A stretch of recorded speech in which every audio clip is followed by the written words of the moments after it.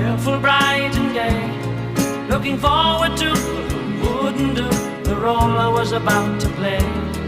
But as if to knock me down, reality came around, and without so much as a mere touch, put me into little pieces, leaving me to doubt all about God in His mercy.